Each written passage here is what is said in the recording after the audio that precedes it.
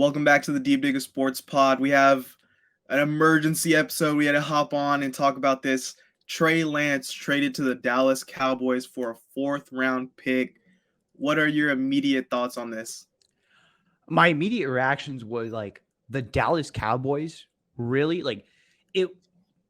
That was what like surprised me more than anything. That it was the team, the Dallas Cowboys. I didn't see that coming at all. I was thinking it was going to be the Vikings or just another team the Titans, one of those teams that was floated out in the offseason, the Falcons, but the Cowboys, it really shook me. And I was like, dude, that's insane. What were your immediate thoughts?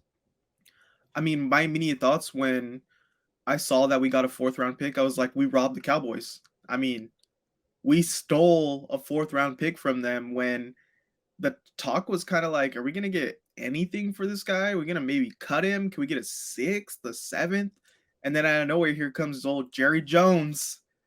Got to have a splashy name, splashy quarterback to be their third string, fourth string quarterback right now. Like, It's going to be their third string. So they've already announced that. So their quarterback room as of right now, prior to the Trey Lance trade, it was Dak Prescott, Cooper Rush, and Will Greer. They've already let Will Greer know that he is going to be let go, but they're actually going to let him play in this preseason game so that he has more tape, so that a team can go ahead and like pick him up. He has a better chance of that, which kudos to the Cowboys. I really like that move. I mean, so he goes from being the third string quarterback on the 49ers to the third string quarterback on the Cowboys. Like, I just don't, I'm not sure why they did that. Fresh start. I mean, once you're a top pick who doesn't work out in your current place, maybe it's always good to just go somewhere else. You know, it kind of lowers the expectations of you a bit because everyone's like, oh, well, he didn't do great there. If he does anything here, then we're really happy for that. Before we kind of talk about his fit with the Cowboys, the trade itself, the value of the fourth-round pick, where do you see that? Like, who won this trade, basically? I mean, I'm a big fan. Like, if you followed us for a while, you know that I'm a huge fan of buy low, like, especially when this guy was the number 3 pick in the draft. Like, yeah, I'm fine with throwing out even a fourth-round pick if I'm the Cowboys. I'm like, all right, yeah, cool, whatever. Let's go ahead and do that. I think it's still, again, a third-string quarterback. Yeah, he's still very young. I think he's still 23 years old. He doesn't have a lot of experience under his belt. I seen Matt, shout out Matt. He actually sent us this screenshot of someone saying like, hey, fun fact, Geno Smith threw more pass attempts than Trey Lance has had from his, middle school up to this point? Yeah, last season, Geno threw more passes than basically Trey Lance has thrown in his life. So you're getting a very raw prospect. We can see like what they're going to be able to do with it. I don't think it was the right fit for Trey Lance, but who am I? I mean, when you're the 49ers, you have to get the best pick available. And I'm sure the fourth round by far was the best pick available for him. Yeah. And as far as the fit with Dallas, I guess you could see it where like, okay, he's a former first round pick, he has potential, the potential we all have been talking about for years now. Dak Prescott, a little bit injury history. Cooper Rush, isn't like your franchise guy in the wings waiting. He's a solid backup, but maybe you do want to bring in some young guy who is potentially, if he works out how people projected before, could lead to a franchise guy type of situation. I don't know. Cooper Rush is probably a little bit better than you're giving him credit for. He went 5-1 as a starter last year. So it's not like he's, some slouch either, some slap. I think I'm saying he's good at backup, but is he ever going to be a franchise quarterback? Last year, Cowboys fans were like, is he the best quarterback that we have on our roster? Like, they were talking shit about Dak Prescott last year. So, like, let's not sit here and act like Cooper Rush is Brandon Allen is, just some regular backup. Like, this is a Granted. guy that Cowboys fans were really excited about. And so it is going to be tough to win that QB2 spot. And if he doesn't win that QB2 spot, where is he going to get these snaps that everyone is like really talking about in order to improve? Like, it's just not going to happen. I think the one thing that Trey Lance does have going for him is that when he was working out this offseason, he was working out with Pat Mahomes. They were at like, I think it was TCU or Texas Tech, one of those two, which is in that vicinity. So that's cool. But at the same time, like, I just don't see how, if you're Jerry Jones, like, what's the plan to get this guy to improve? Yeah, unless it is like, hey, if Dak gets hurt, let's just throw Trey out there and see what happens. But I mean, I highly I But highly why would doubt you do seeing that that. when you have a guy that can win NFL Yeah, games in Cooper Rush? exactly. I mean, and then at the same time too, if you're Trey Lance, do you outside of okay, you're in basically the same position, you're a third string quarterback. Outside of that, is Dak Prescott the guy that's gonna like groom you to become better? Is Mike McCarthy the guy that's gonna groom you to be better? Like you say, how you're saying he trained with Pat Mahomes. I would have loved to see him go back up Patrick Mahomes, go back up one of these star quarterbacks where okay, you know you're not gonna play, but if you sit behind a great quarterback and then your contract expires, some other team is gonna take a big chance on you. Like uh Jordan Love sitting behind Aaron Rodgers. I know they put the draft capital into him, but they're like, well, he's learning from Aaron Rodgers. He must know something. Mitch Trubisky behind Josh Allen. Like, oh, well, he had to have picked up some things. And now you're hearing like the rumblings of Zach Wilson behind Aaron Rodgers. So if you could get behind a great quarterback and just, Trey's a hard worker, he's going to be in there every day, you can kind of build up that equity. And I don't know if he's going to build that up in Dallas. Yeah, and I mean, what if I'm him? What I'm doing is I'm a company man. Hey, I'm going to be in here. I'm going to put in the extra work. Let's say he never hits the field in Dallas. Let's say, like, because they are going to like, you don't trade this 4th-round pick without knowing like if you're going to pick up the 5th-year option or not. I think they are going to pick up the 5th-year option. Let's say he never hits the field, but he does constantly improve every offseason. If I'm him, I'm going division rival. I'm going straight to the Giants. I'm like, hey, Dable, I seen what you did with Josh Allen. I'm like pretty much Josh Allen 2.0 with as far as traits. Like, let me learn under you. Like, I think that's the move for Trey Lance is just pick up equity. Hey, improve offseason after offseason, and then go hit an offensive guru. I would hit Dable because he's right there in the conference. You're going to see him consistently. So that's what I would do if I'm him. I kind of want to get like the 49ers kind of screwed over Trey Lance in this deal. Reports came out afterwards that Dallas was the highest bidder. And that surprised me. I was like, whoa, Dallas is a surprise team. Were there other surprise teams? Like, who else was involved? Apparently, they were bidding against the Buffalo Bills, which obviously would have been a much better landing spot for Trey Lance. And yeah, John Lynch and Kyle Shanahan sat up there and they look sad and they're like, oh, we just want what's best for Trey and it's a new spot. But if they really wanted what was best for him, they would have shipped him to the AFC, not the NFC, not a division rival. They would have shipped him to the AFC to sit behind Josh Allen, who doesn't have a really good backup quarterback. It's Matt Barkley and I think Brandon Allen or which Allen, one of the Allen guys at I don't know. We'd have to look that up. but the other Allen, not the Allen that we have on the 49ers, but the other Allen at quarterback. And like none of those guys are good. So I'm going to go ahead and just ship him there. He can be the immediate backup. He's going to get reps and he's going to get behind a guy where you don't have to change the entire offense if Josh Allen gets hurt, which sometimes he does like get dinged up here and there. So you can see some snaps, but instead they ship him over to Dallas where they basically sent him to they buried him. They buried him on the depth chart. They were like, hey, if you really want him, we'll send him to you. We want to send him to you. Give us a 4th so we can justify it. So it does suck. Like, yeah, they say like, we really wanted the best for him and it just didn't work out, but we're happy for him. But you sent him to, not the best destination. But I mean, on the other end of the spectrum, maybe I'm just being contrarian here, but if Buffalo really believed in that he could be their number 2 backup quarterback, don't you think that'd be worth a 4th round pick for them to give up?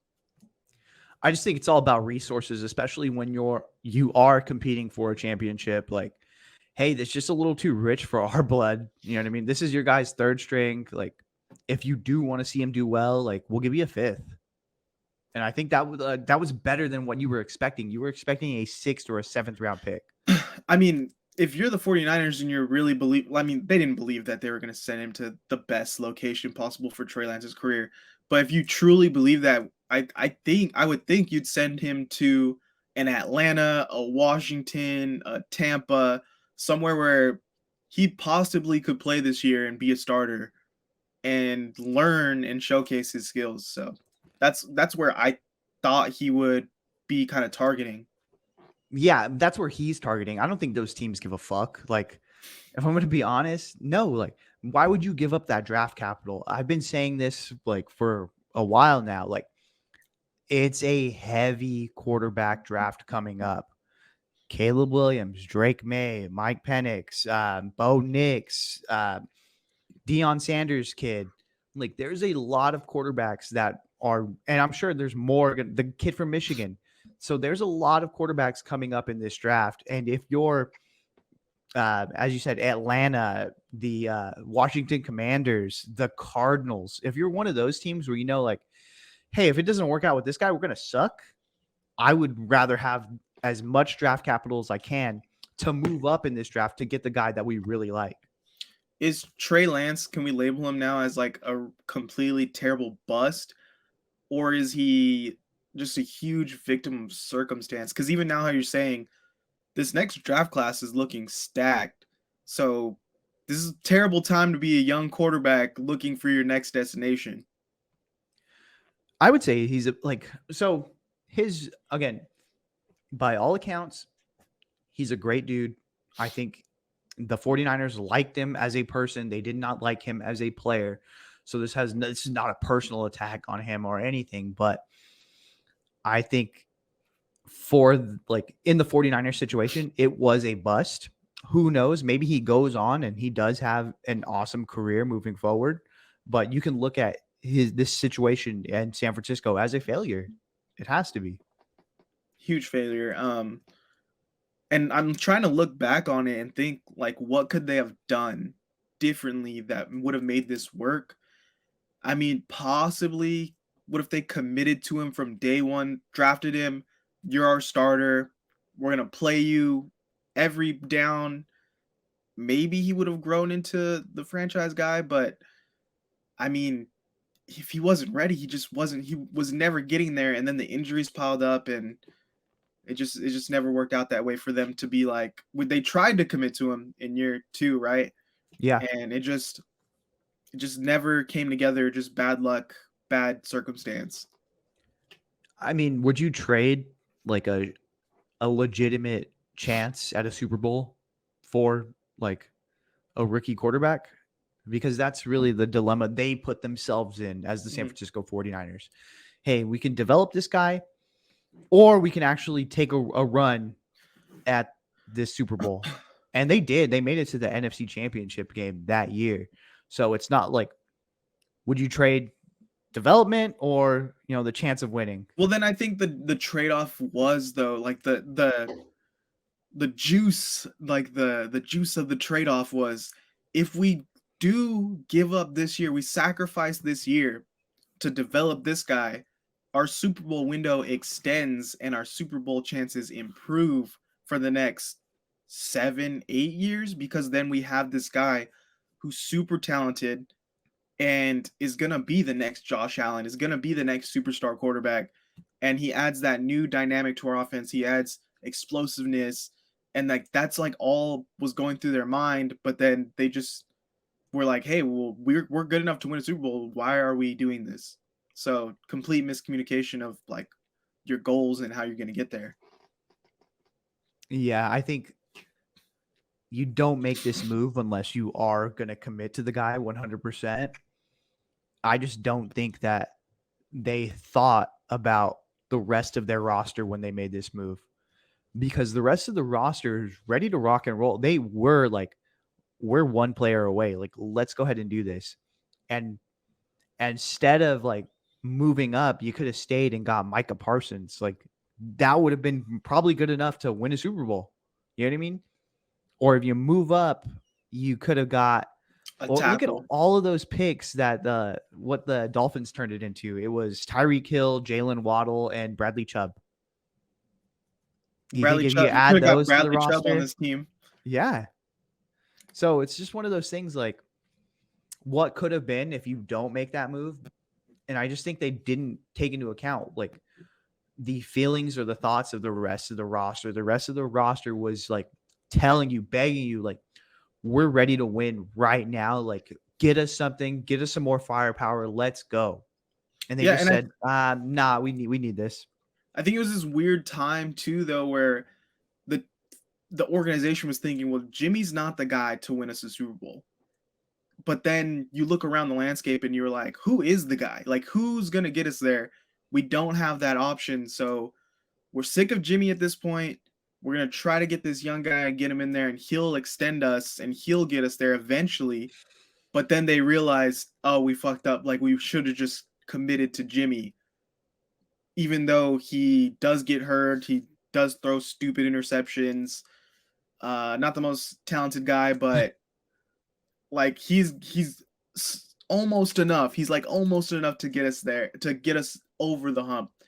And maybe you could have committed to those different skill players to get you over the hump, rather than thinking it's quarterback league. Let's go star quarterback. Yeah. I mean, so there's a lot of people that are calling for accountability or like, hey, someone's got to get fired over this. Like, what are your takes on that? Like the real backlash towards Kyle Shanahan and John Lynch on this move. We're still a Super Bowl contender. Like, who cares that? Yeah, it sucks we gave up the draft capital. Trey Lance didn't work out. I mean, we have like two guys in the quarterback room right now we feel really good about, and we have a stacked roster, and we're winning. I think that's the key here. If we had gotten rid of Jimmy, Trey got hurt, and we had no other option, we still had like a Nick Mullins or Beathard. Yeah, you could kind of start considering your options, but I mean, Brock Purdy, he looked like the real deal last year, and I think from the day Brock Purdy stepped on the field against the Dolphins, right? That was the game he came in, and he looked good. The writing was on the wall for Trey that he was not the guy here, and he was gone. Um, Everything leading up to from then till now is kind of like wishful thinking, and a lot of fans just putting their hope in a guy that they believed in, but really, if you look at it without that emotion, and without the idea of the draft status, it was clear that Brock Purdy was going to be here and Trey Lance was not. Yeah, I mean, ultimately, like, what do people want? Do people want John Lynch and Kyle Shanahan fired? That ain't gonna fucking happen, bro. Like, they literally put together one of the best teams in the league. And yeah, they whiffed on this pick, which is going to go down as probably one of the worst trades in NFL history. Like, don't get it twisted.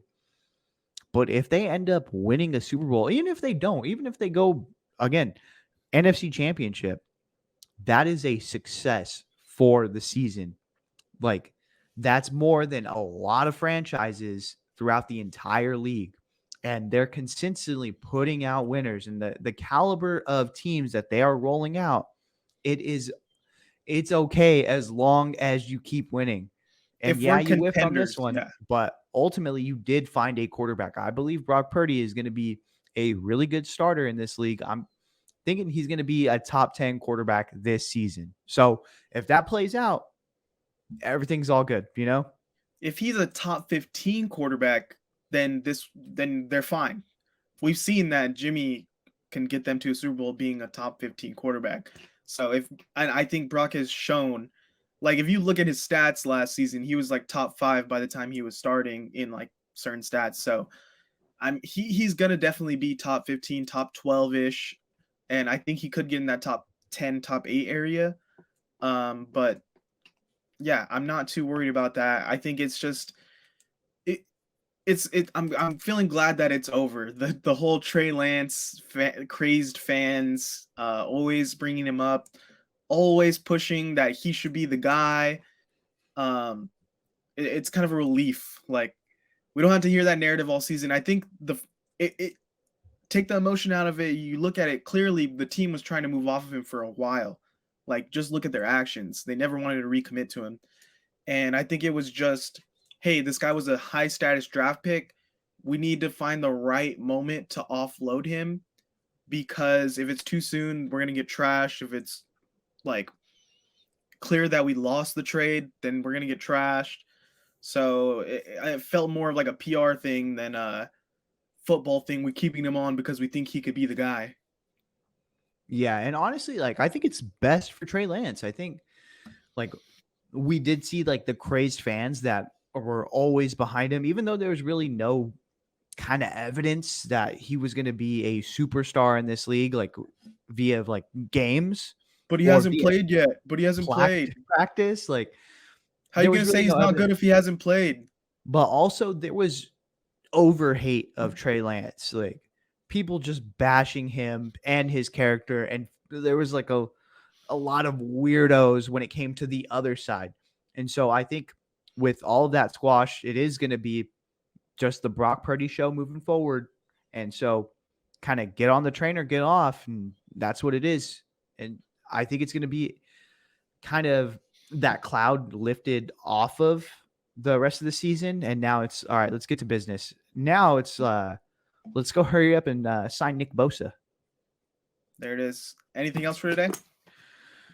I mean, this is pretty. It was just like this is an unprecedented situation scenario that we're probably never going to see again in the NFL. Someone giving up this amount of draft capital to move up and not even have the number one pick in the draft. That's pretty wild.